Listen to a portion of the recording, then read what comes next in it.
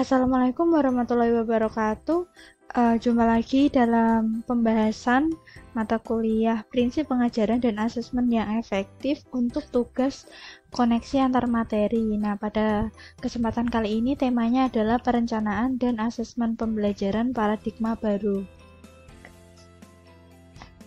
Nah, untuk yang pertama adalah menganalisis capaian pembelajaran atau CP untuk menyusun tujuan pembelajaran dan alur tujuan pembelajaran.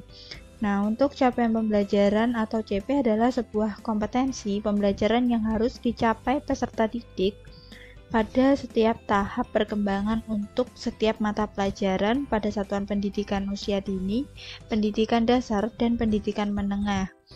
Nah, untuk tujuan pembelajaran yang ideal itu sendiri harus memiliki kompetensi dan juga konten. Jadi untuk kompetensi itu adalah kemampuan yang mencakup sikap, pengetahuan, dan keterampilan yang dapat didemonstrasikan oleh peserta didik yang menunjukkan peserta didik telah berhasil mencapai tujuan pembelajaran.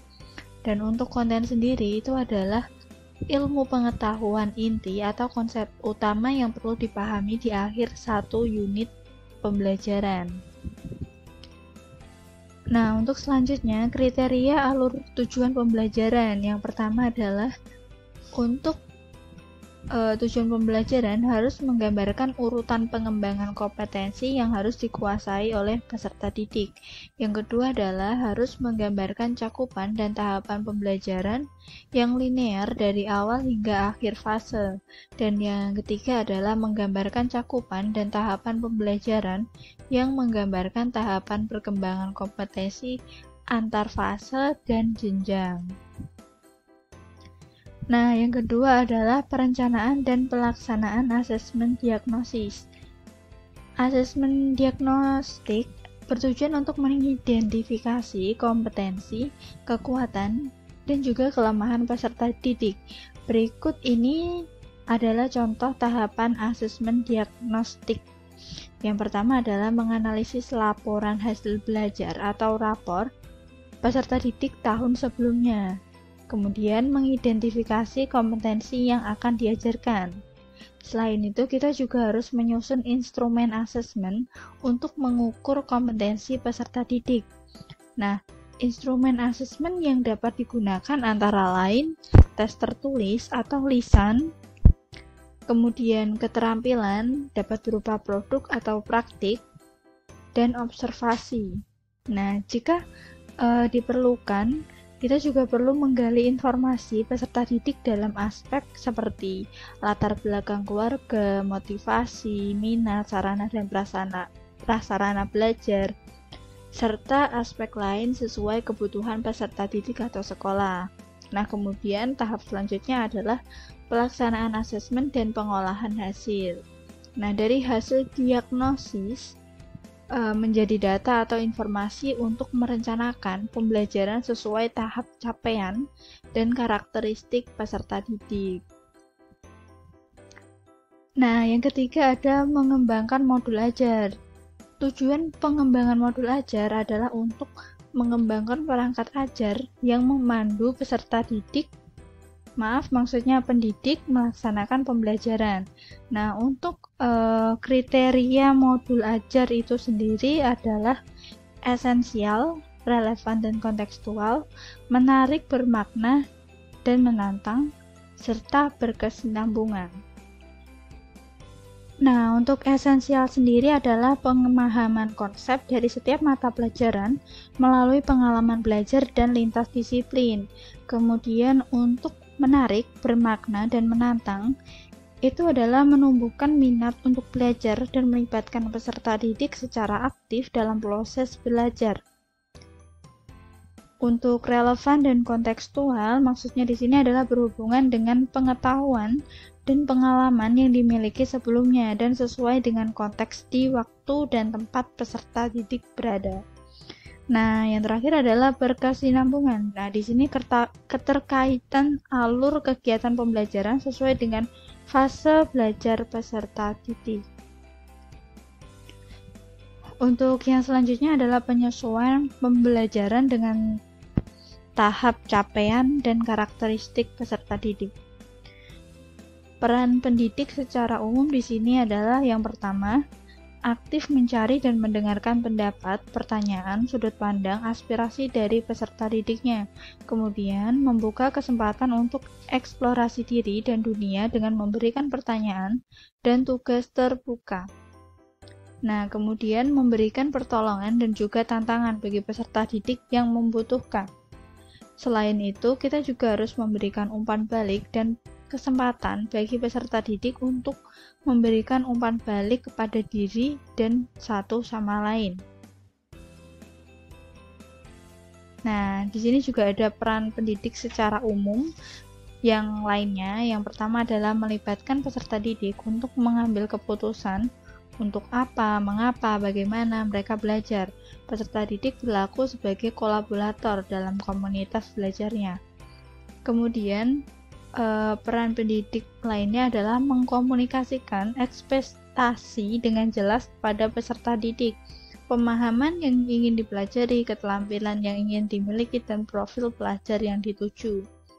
Selain itu, kita juga perlu membuat kesepakatan bersama dengan peserta didik agar saling menghormati dan membangun rasa percaya dengan satu sama lain.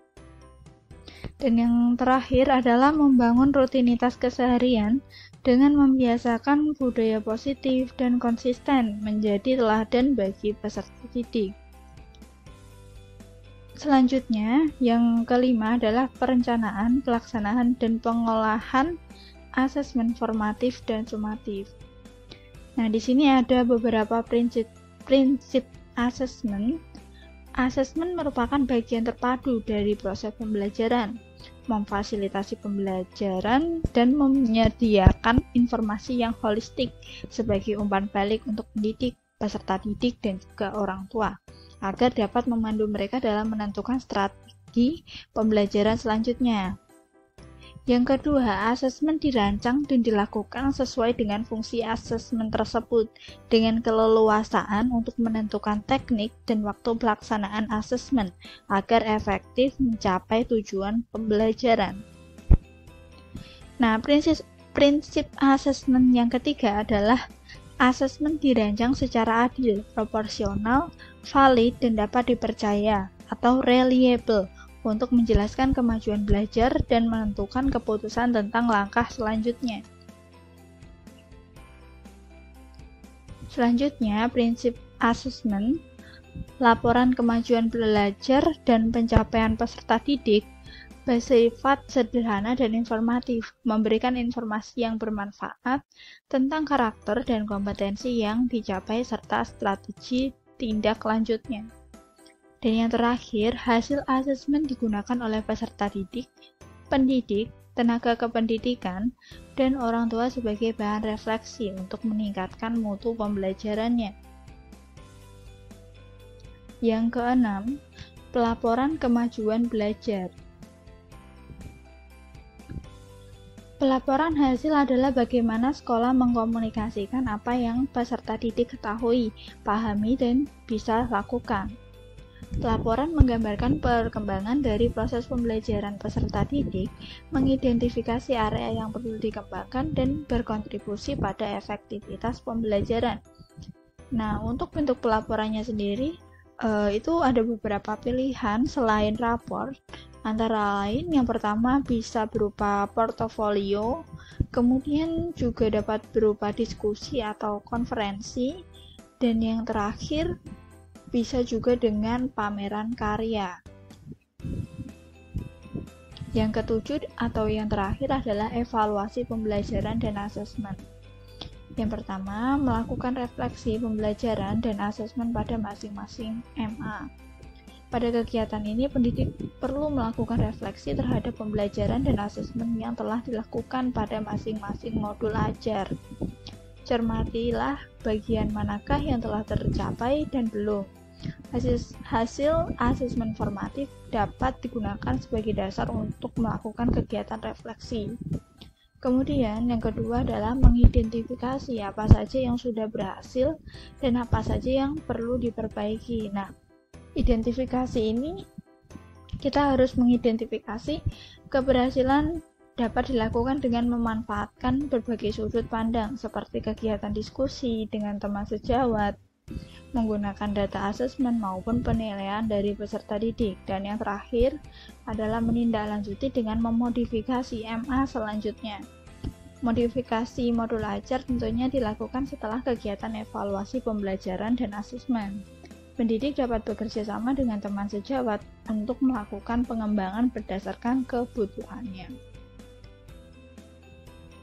Sekian pembahasan video kali ini. Jangan lupa untuk terus mengikuti video selanjutnya. Terima kasih. Wassalamualaikum warahmatullahi wabarakatuh.